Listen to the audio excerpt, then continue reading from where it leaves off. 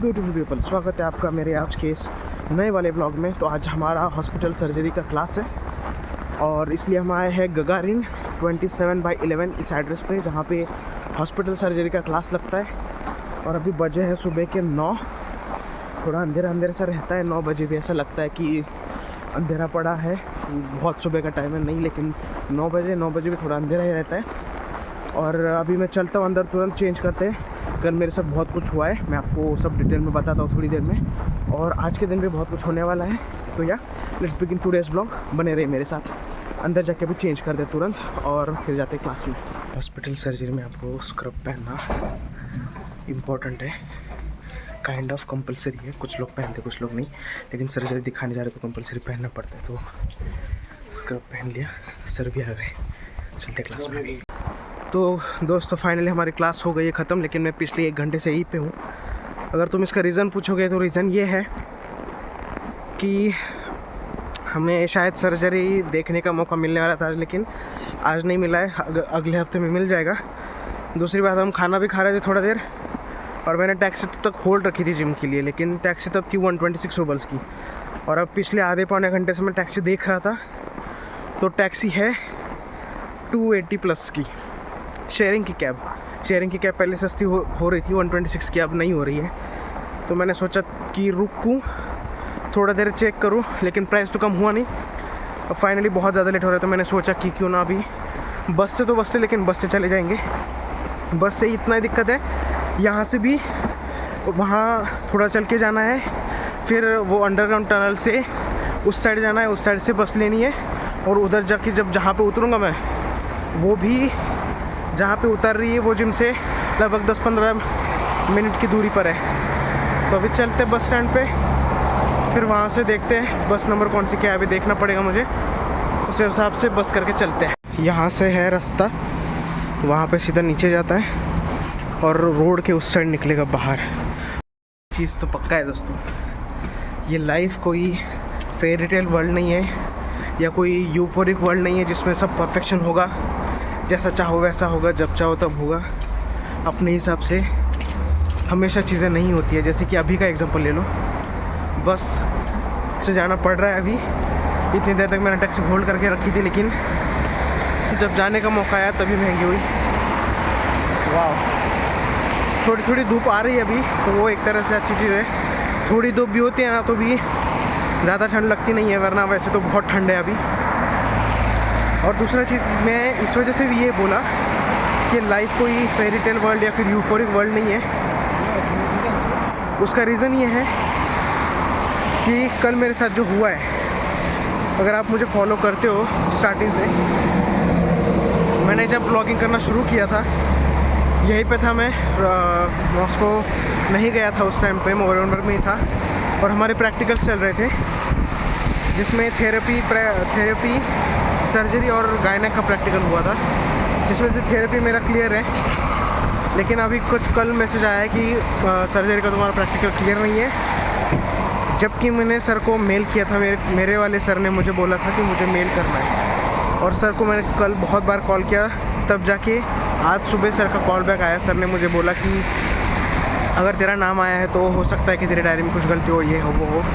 मैं तो यही सोच के चल रहा था कि थेरेपी क्लियर है, सर्जरी भी क्लियर है, गायनेक तो मैं गया ही नहीं था, तो मैं वो मान सकता हूँ चलो कि मुझे कभी ना कभी उसका प्रैक्टिकल देना ही था। लेकिन हाँ, अभी ये चीज़ है कि मुझे प्रैक्टिकल सर्जरी का भी कंप्लीट करना पड़ेगा। इसके लिए पहले अभी हम जो डॉक्यूमेंट है उसका फॉर्मेट है, उसका प्रिंट निकालना पड़ेगा, जो कि आज शाम को करूँगा मैं। उसके बाद सारा वापस लिखना पड़ेगा और जाके दिखाना पड़ेगा सर को कि हाँ मैं आया था, ये लो कंप्लीट है मेरा। वैसे भी अगर कुछ बोले सर कि तो आया ही नहीं था, एब्सेंट था, तो मैं, मेरे पास प्रूफ है, दिखा दूंगा मैं कि मैं आया था। और सर के साथ भी मेरी बात हुई थी, वो भी सर को दिखा दूंगा। और दूसरी बात ये कि वहाँ के स्टाफ के साथ भी फ़ोटो है मेरा। तो या अभी मेरा हाथ बहुत ज़्यादा ठंडा हो रहा है, जल्दी से बस ढूंढता हूँ और मैं बैठता हूँ बस में। मेरा बोलना भी नहीं हो रहा, अभी इतनी ठंड है। ये जो हाथ की वाट लगी है ना, आपको दिख नहीं रहा है, लेकिन यहाँ पे जो पेन करता ना, सिर्फ अभी 2 मिनट के लिए उस साइड से इस साइड आया मैं, इतना पेन कर रहा है यहाँ पे कि मैं बता नहीं सकता। लेकिन फाइनली बस में बैठ गया हूँ। अब सीधा उतरेंगे जिम के पास में और फिर वहाँ से चल के जाना है। मुझे लगता है मैंने रास्ता देखा तो 8 या 9 मिनट का कुछ रास्ता है जहाँ पे हम उतरेंगे। अभी मैं बस की एंजॉय करता हूँ, थोड़ी सी जर्नी, गाने वानी सुनता हूँ, फिर मिलता हूँ आपको सीधा जिम में। चीज़ में दिखाना चाहता था दोस्तों आपको, आप देख सकते हो सीट्स यहाँ पे कितनी सोफिस्टिकेटेड है। मतलब एक साइड पे सीट्स है, एक साइड पे वहाँ पे बीच में खड़े रहने की जगह है, लेकिन बीच में कोई खड़े नहीं रहेगा। ये होती है सिविक सेंस और ये होती है मैनर्स। अगर ऐसी बसेस अपने यहाँ पे चलने लगे और सब लोग थोड़ा तमीज़ दिखाए तो बहुत अच्छा हो सकता है। होपफुली ये चीज़ें इंडिया में भी इम्प्रूव हो। यहाँ पे देखो ये 2 सीट्स है, उस साइड 2 सीट्स है और उसके सामने मुँह करके 2 सीट्स होती है। ऐसी सीट्स होती है साइड वाइज। यहाँ पे खड़े रहने के लिए, पकड़ने के लिए वो है जगह, लेकिन इतनी भीड़ कभी होती नहीं है कि उसकी ज़रूरत ज़्यादा पड़े। अगर हो भी तो फिर दिक्कत नहीं आती है। मैं सबसे पीछे वाली सीट पे बैठा हूँ यहाँ पर डोर के पास। और एक चीज़ जो मैं आपको बोलना चाहता था वो ये है कि देखो वैसे देखा जाए तो ना बस का सफ़र है बहुत अच्छा, भले थोड़ा ज़्यादा टाइम लग रहा है। मतलब देखो मुझे यहाँ से इस बस से जाने में लगभग 1 घंटा लगने वाला है, मतलब 54 मिनट्स मुझे दिखा रहा है मैप में। और कैब से मुझे लगता है 20 मिनट, लेकिन कैब से 20 मिनट लगता है, लेकिन मेरे 126 रुपीज़ की मेरी सबसे सस्ते प्राइस वाली कैब दिखा रही है। और इतना ही इतना लंबा रास्ता, मतलब सिर्फ 39 या 40 रुपीज़ पकड़ लो, ठीक है। वैसे तो 39 रुपीज़ की है बस।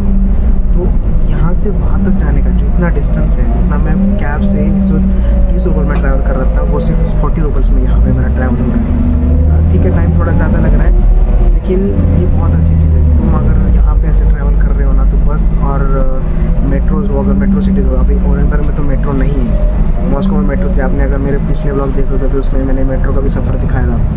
तो पब्लिक ट्रांसपोर्ट बेस्ट है यहाँ, बहुत सारे तुम्हारा पैसा बच सकता है। जितना हो सके पब्लिक ट्रांसपोर्ट ट्रैवल करो, पब्लिक ट्रांसपोर्ट से कोई दिक्कत नहीं है। और एकदम ही कहीं ऐसा है कि तुमको कहीं बहुत ज़्यादा ही टाइम पे पहुँचना है तो फिर कैब ठीक है, वो भी अगर तुम 3-4 लोगों 4 में स्प्लिट हो रहे हैं तो फिर बहुत अच्छा है। नहीं तो फिर ऐसा होगा कि एक पे ही बहुत ज़्यादा खर्चा आएगा। लेकिन यहाँ मैं तो यही बताना चाहता आपको कि बस से खर्चा कम है, थोड़ा टाइम भले ज़्यादा लगे। दोस्तों ये तो कमाल हो गया। मुझे लगा था मैप पे 1 घंटा दिखा रहा था, तो सही में 1 घंटा लगाएगा बस से यहाँ तक पहुँचने में, लेकिन वैसा हुआ नहीं है। क्योंकि मुझे लगता है मैं 20 मिनट पहले बैठा था बस में और अभी मैं पहुँच चुका हूँ जहाँ पे मुझे उतरना था। यहाँ से बस सीधे जाके मुझे राइट लेना है और मुझे अपना जिम का जो मेन रोड है वो दिख जाएगा और वहाँ से बस राइट लेके मुझे जिम तक पहुँचना है। तो यार ये भी एक नई चीज़ पता चली कि बस पे अगर तुमको 1 घंटा दिखा रहा है मैप में तो ज़रूरी नहीं कि 1 घंटा लगे ही लगे, तुम जल्दी भी पहुंच सकते हो।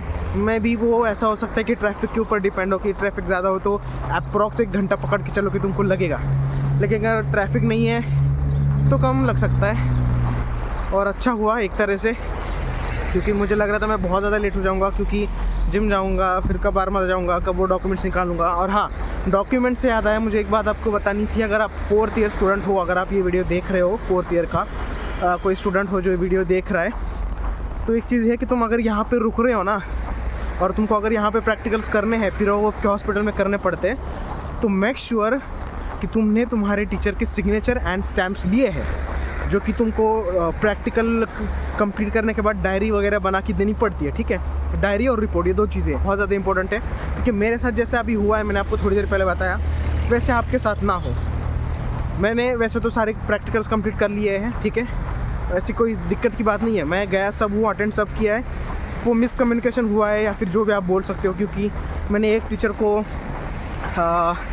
अप्रवित कर दिया था, मतलब मैंने सेंड कर दिया था मेल पे, जो कि उसने बोला मुझे सुबह कॉल करके कि मेरा जो डिपार्टमेंट है वो सिर्फ थेरेपी का है, सर्जरी का नहीं है, तो तुमको वापस आके सब दिखाना पड़ेगा।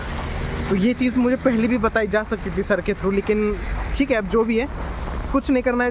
जो मैंने डायरी रिपोर्ट्स रेडी किए थे, तैयार किए थे, वही सब वापस से लिखना है और मुझे देना है। तो एनीवेज़ वो सब साइड में रखो। अभी मस्त जाऊंगा, जिम करना है मुझे। आज मैं बैक और चेस्ट, बेसिकली अपर बॉडी लगा रहा हूँ, अपर बॉडी करूँगा आज फुल और मज़े आएंगे। आज मैं देखता हूँ क्या क्या कौन से एक्सरसाइज कर रहे हैं, कितने सेट कर रहे हैं, अभी तो कुछ डिसाइड किया नहीं, लेकिन पहले जिम चलते हैं डिसाइड करते हैं, एक्सरसाइज करते, थोड़ा वर्कआउट करते, फिर मिलता हूँ मैं आपको अभी सीधा जिम में, क्योंकि अभी तो ठंड ऐसी है ना कि मेरे हाथ कांप रहे हैं, मेरे उंगलियाँ दर्द कर रही है। थोड़ी देर बाद मिलता हूँ आपको मैं। So finally I am done with tread machine. I have noticed one thing that the gym in which before I used to work out I almost used to burn 500 calories instead of 150, the same speed and the same incline in half an hour. But I don't know why this difference. Here it shows only 151 and in that gym it used to show 500 calories. I don't know why it's. Anyways, I'm done with the treadmill now. अभी थोड़ा stretching वगैरह करते और फिर main workout को चालू करेंगे। Let's go. So stretching वगैरह कर ली मैंने सोचा था कि पहले चेस्ट की एक्सरसाइज करूँगा, लेकिन दोनों मशीन फुल है, तो पहले हम ये करेंगे जो कि लैट्स पुल डाउन, बाद में चेस्ट करते हैं। लैट पुल डाउन मतलब वर्टिकल पुल एंड हॉरिजॉन्टल पुल दोनों करेंगे और फिर चेस्ट का देखते हैं। अभी तो पहले ये कर लेता हूँ।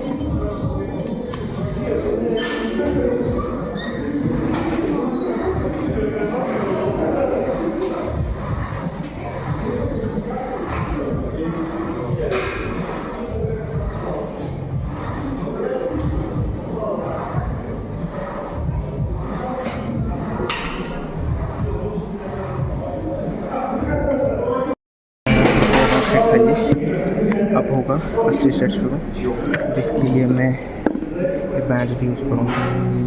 इससे थोड़ा फोरआर्म पे कम प्रेशर आता है और एक्चुअल मसल जो कि अपने को स्ट्रेच करने जो कि लैट्स, उसमें मेन प्रेशर आएगा। तो ये लगाती हूँ मेन पहला सेट।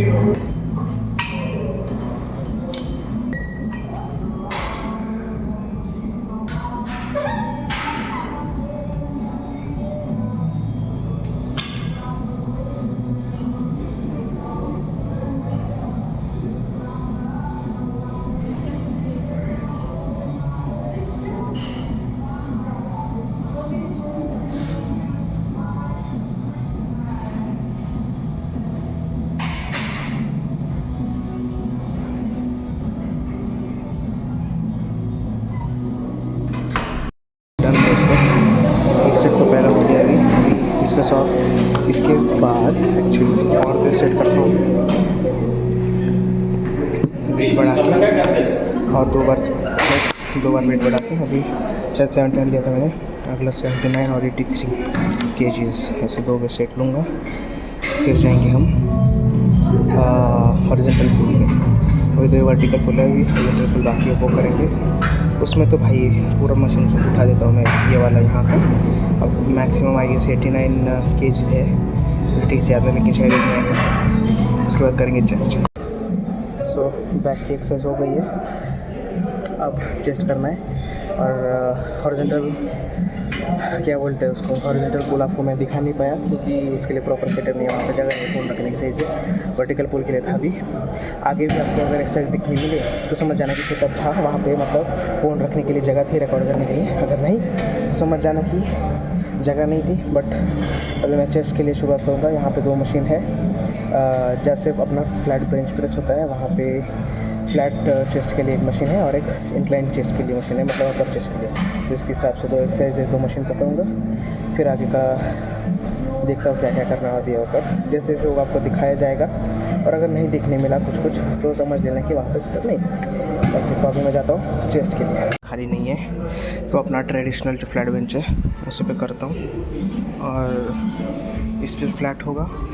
और इंक्लाइन के लिए तो दूसरा खाली हो जाएगा, नहीं तो फिर वहाँ और एक इंक्लाइन के वो करता हूँ। अभी के लिए तो सिर्फ ये जस्ट टू अपडेट यू, आपने मेरा चेस्ट और बैक का और वर्कआउट नहीं देखा है, आई नो, क्योंकि सेटअप नहीं था प्रॉपर। ये देखो, ये जो मशीन है ये फ्लैट जो है चेस्ट प्रेस जो है अपना उसकी जैसी है, और उधर दूसरी है वो है उसकी इंक्लाइन वाली की, लेकिन वो सब दिखाने पाया, वहाँ पे सेटअप नहीं है। तो अभी आर्म्स करने वाला हूँ मैं, वो भी करता हूँ, और इसके लिए भी सेटअप नहीं है, लेकिन वो करके निकल जाऊँगा मैं जिम से। आज का वर्कआउट इतना ही हो जाएगा, बस अभी आर्म्स बाकी है जो अभी करूँगा मैं। Let's go. So if you guys have noticed कि वर्कआउट शुरू करने से पहले और करने के बाद कितना डिफरेंस दिख रहा है, चाहे तो आप रिवाइंड करके देख सकते हो, लेकिन ये जो पंप देख के जो फीलिंग आती है ना भाई, बेस्ट है बेस्ट। इसलिए वर्कआउट करना कभी छोड़ना ही नहीं है। आई एम तो नेवर गोना लीव दिस। लेकिन हाँ, ऐसा पंप आने में मज़ा आ जाता है, एकदम चेस्ट वेस्ट पंप हो चुका है। शोल्डर का वर्कआउट किया नहीं, लेकिन बाइसेप और ट्राइसेप दोनों पंप हो गए एकदम बढ़िया से, मज़ा आ गया। चलो अभी नेक्स्ट शायद जाऊंगा मैं आर्मादा, क्योंकि मुझे वो डायरी और टेम्पलेट का जो है प्रिंट निकलवाना है। तो दोस्त से वो सारा डॉक्यूमेंट लेता हूँ और उसका प्रिंट निकालते हैं। सो या अभी तो पहले पैतृष्का जाएंगे, थोड़ा सामान लेना, योगर्ट वगैरह, ग्रीक योगर्ट जिसमें प्रोटीन थोड़ा ज़्यादा होता है, वो लेंगे और फिर जाते हैं या तो घर या तो आर्मादा। वो टाइम पे मुझे रिपोर्ट्स मिलेंगे कि नहीं, डॉक्यूमेंट्स मिलेंगे नहीं, उस पर डिपेंड है। तो चलो, ये लिया हमने तेओस जो कि है ग्रीक योगर्ट, ये आलू और ये थोड़े प्याज, क्योंकि मेरा पूरा का पूरा सामान ख़त्म हो चुका है। एक छोटा सा प्रोटीन बार। देखो दोस्तों, गैलरी 1 पे ये ना शॉप है फ़ोटो नाम से, जहाँ पे तुम डॉक्यूमेंट वगैरह प्रिंट करवा सकते हो। इनको यहाँ पे भेजना होता है टेलीग्राम, मैक्स या फिर और कोई ऐप हो तो उस पर, या फिर मेल भी है उनका। यहाँ पे आके तुम प्रिंट निकाल सकते हो। अभी मैं अपने डॉक्यूमेंट्स का प्रिंट निकालता हूँ, फिर दिखाता हूँ आपको। दोस्तों ये देखो, ये आ गए मेरे, ये डायरी का टेम्पलेट है और ये है रिपोर्ट का टेम्पलेट।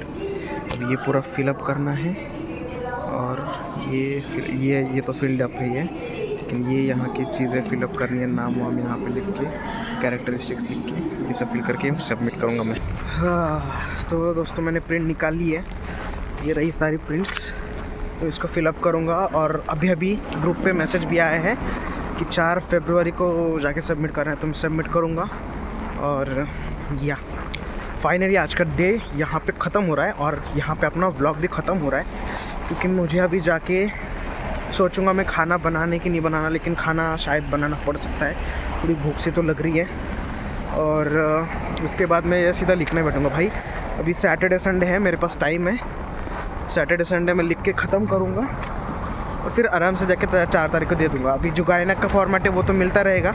मैम को भी मैसेज किया, या फिर मैम को मैंने बोला था कि आपके पास फॉर्मेट है तो भेजो और तारीख बता देना कब सबमिट करना है। तो उन्होंने तारीख बोला कि अभी कंफर्म नहीं है और फॉर्मेट का देखती हूँ बोलिए, अभी तो वो मिल जाएगा, तो उसके हिसाब से अपन करेंगे। तो या that is it for today's blog.